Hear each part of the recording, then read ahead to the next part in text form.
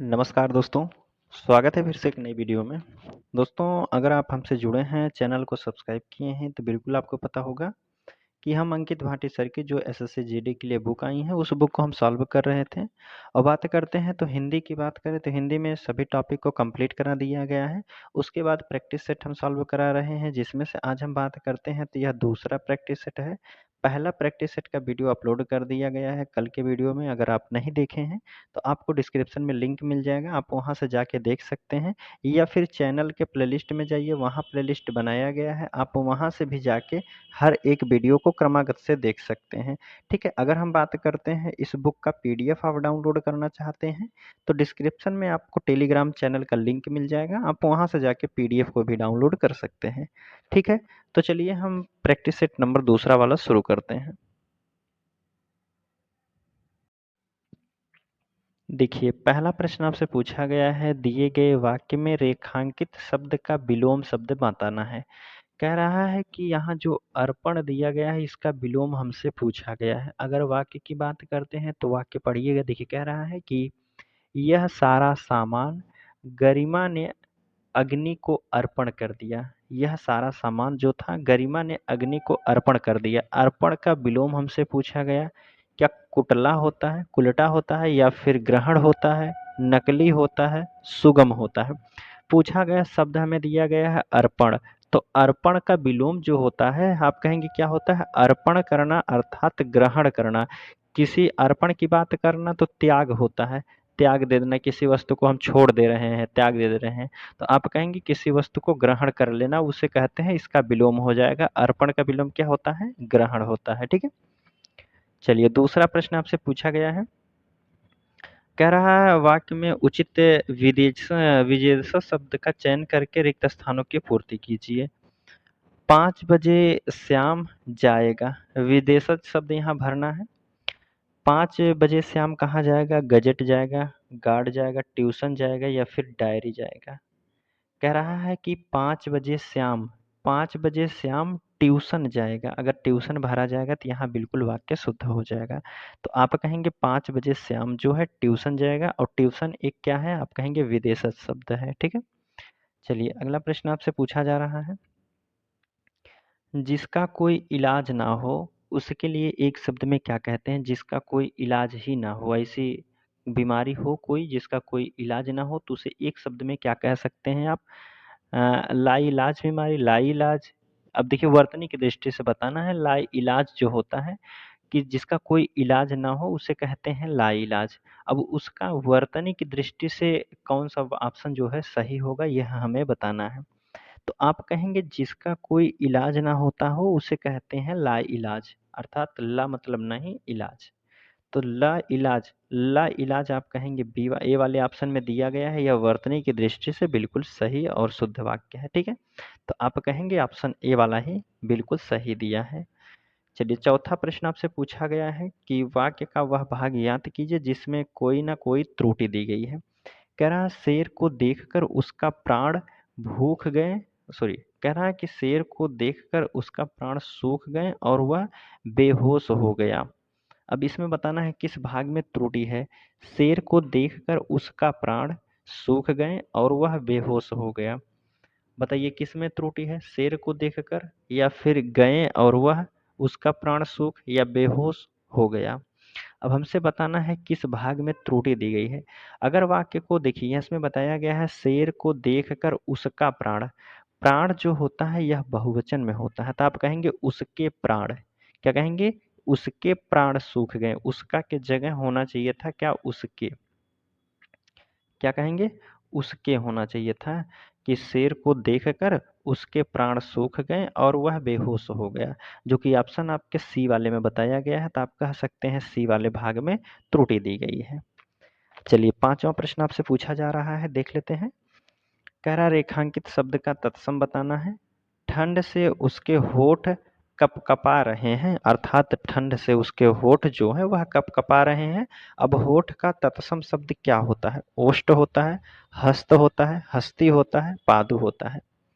बताइए क्या होता है? होठ को संस्कृत में क्या कहते हैं? तो आप कहेंगे होठ को अगर संस्कृत में बात आ जाएगी कहने के लिए तो उसे कहा जाता है ओष्ठ। क्या कहते हैं? ओष्ठ होठ को कहते हैं, ठीक है? तो ऑप्शन ए वाला ही बिल्कुल सही हो जाएगा। चलिए अगला प्रश्न है। अब इसमें आपसे पूछा जा रहा है, निम्नलिखित प्रश्न में 4 विकल्पों में से सही विकल्प चुनकर वाक्यांश के लिए एक शब्द बताना है।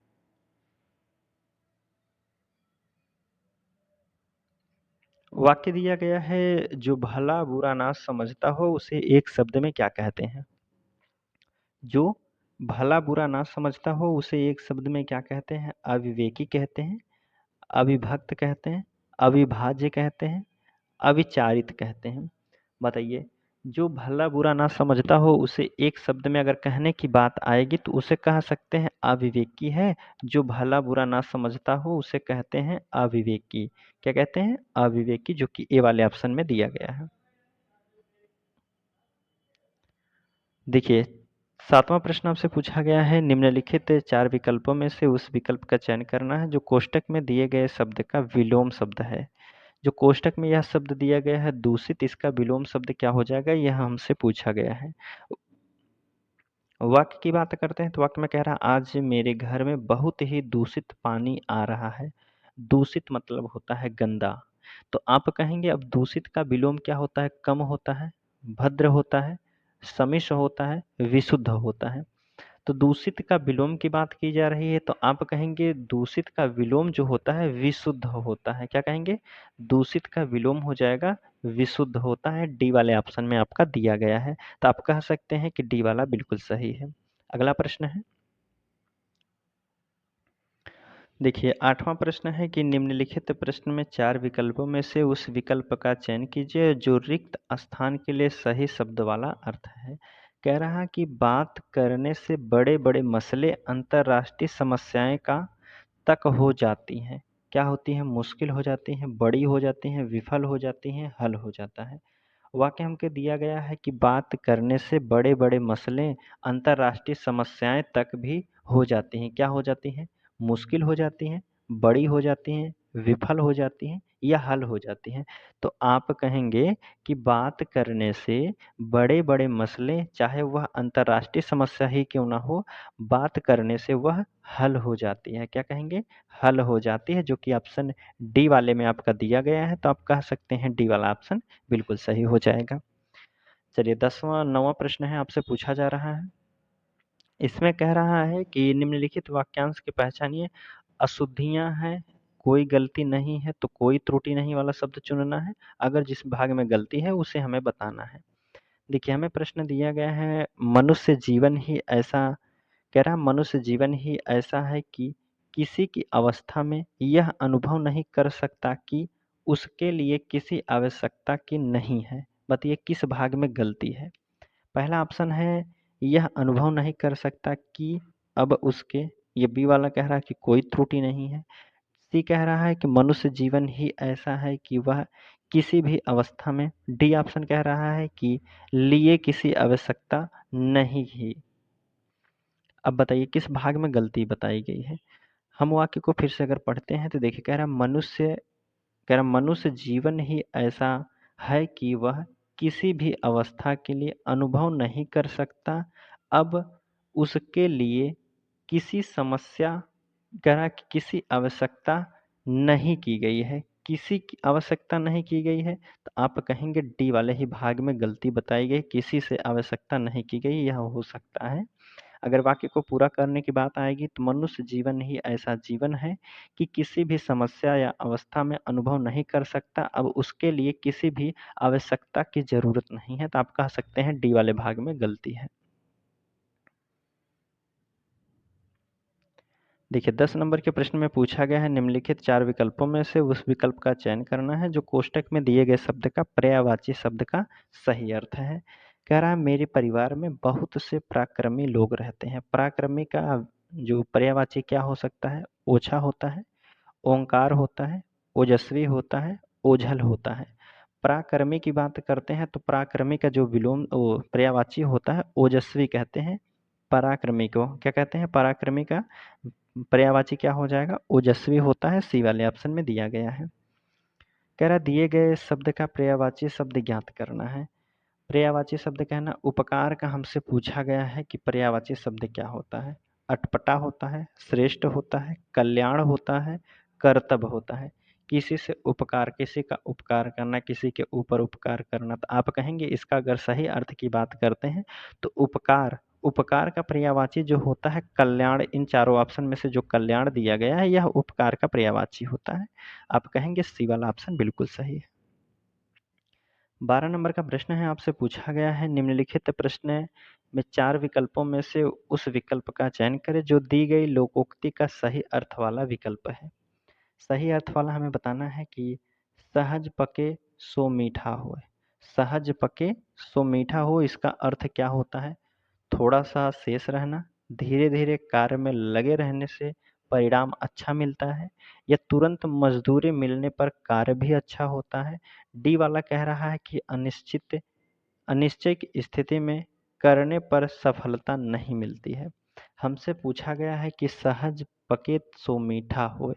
सहज पके सो मीठा होए, अगर इसके ऑप्शन की बात करते हैं तो कौन सा ऑप्शन इस लोकोक्ति का अर्थ सही होता है? सहज पके। सहज मतलब होता है धीरे धीरे, अगर बात की जाए सहज पके सो मीठा होए। कोई फल जो है अगर धीरे धीरे पकता है तो वह मीठा जरूर होता है। तो आप कह सकते हैं धीरे धीरे कार्य में लगे रहने से परिणाम अच्छा मिलता है, जो कि ऑप्शन आपके बी वाले में दिया गया है। तो आप कह सकते हैं कि बी वाला यहाँ बिल्कुल सही हो जाएगा। ठीक है, धीरे धीरे कार्य में लगे रहने से जो परिणाम होता है वह अच्छा ही होता है।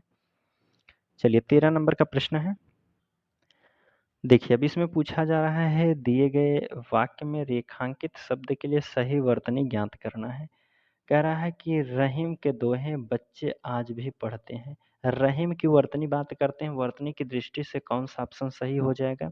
रहम होता है, रहीम होता है, रिहम होता है, रहेम होता है। यह तो सभी को पता हो जाएगा कि रहीम की बात करते हैं। अगर क्या हो जाएगा, वर्तनी की दृष्टि से रहीम कैसे लिखा जाता है? तो आप कहेंगे रहीम में जो है बड़ी ई की मात्रा होती है, तो क्या कहते हैं? रहीम होता है, जो कि ऑप्शन आपके बी वाले में दिया गया है। तो आप कह सकते हैं कि बी वाला बिल्कुल सही हो जाएगा।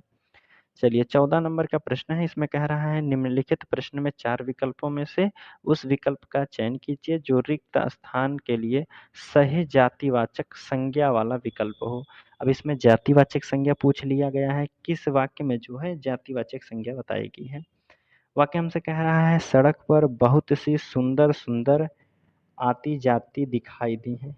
सड़क पर बहुत सुंदर आती जाती क्या दिखाई दी हैं? घर, सड़क पर घर दिखाई देता है, या नदी, गाड़ियाँ, पेड़।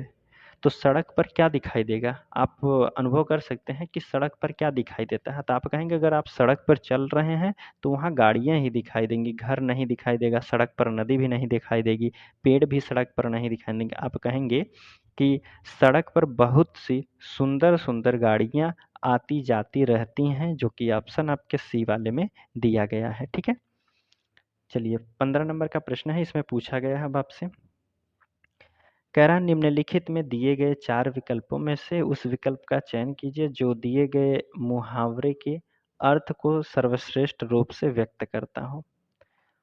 सूख कर कांटा होना। सूख कर कांटा होना मुहावरे का सही अर्थ क्या होता है? पेड़ से पत्ते झड़ना, ईर्ष्या वश सेहत खराब करना, अत्यधिक कमजोर हो जाना, गरीबी के दिन काटना। कह रहा है सूख कर कांटा हो जाना। सूख कर कांटा हो जाना अर्थात जो है अत्यधिक कमजोर हो जाना।